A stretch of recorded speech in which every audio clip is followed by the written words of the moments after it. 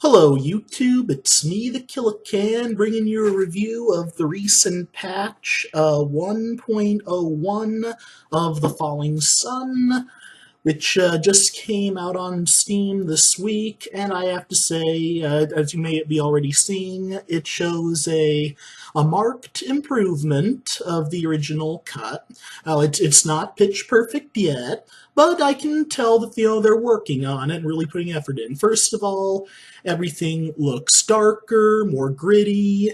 You can see the cut scenes better in 1920 1080 resolution. Even some of the voice acting has gotten better. I mean, for example, you can tell that there's been different vocal recordings added in where it didn't fit too well before. Even different voice actors can be heard, like here I'm about to show coming up. Wait for your hair. Try and find out what the hell happened. Oh yeah, and also there's fewer of those, video sequences for loading screens. It's, you're, by and large, it's, from your perspective, you're walking around in the dark. As you can see, the environment even looks darker and creepier than before.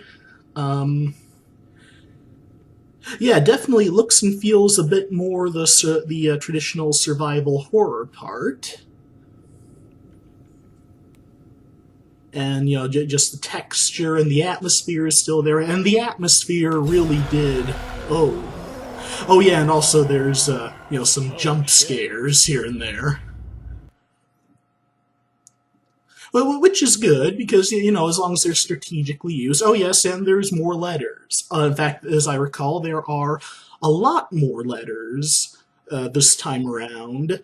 It's still a little bit awkward since the vast majority of the letters are supposed to be from, Japanese scientists and Japanese soldiers, and they're all in English. But yeah, you could speculate that yeah, the English officer can read Japanese. Oh yeah, and you can read this letter right here by the radio with the fallen soldier. Yeah, you actually get to see what that letter was all about. And yeah, just like I said, it looks a lot better. In this scene being shown right now, there's a lot less grass and bushes in this pathway leading to the destroyed British convoy. Still just the one zombie, though, but the zombies are still an insta-kill, so that's understandable. Also, the British officer isn't randomly panting and freaking out the whole time going through this still bush-filled pathway, which makes sense because it's a jungle. Oh yeah, and the pathway actually leads somewhere. Again, not just, leading to a loading screen that makes it look like your character is like flying and zooming over the area. So yeah, you get an up-close and personal look at what the zombie horde did to the British army here. Yeah, those guys can wreak havoc.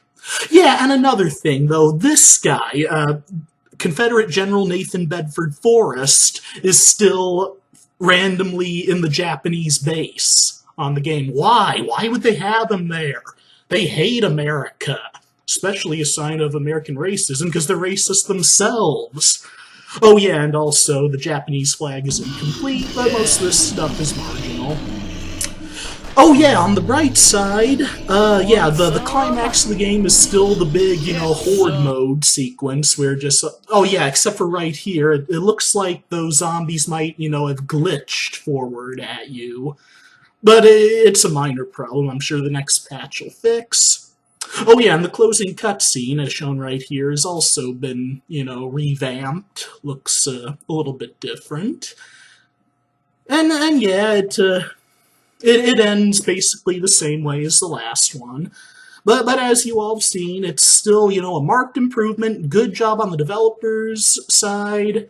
And I hope you all enjoy this game. Thank you all and have a good one.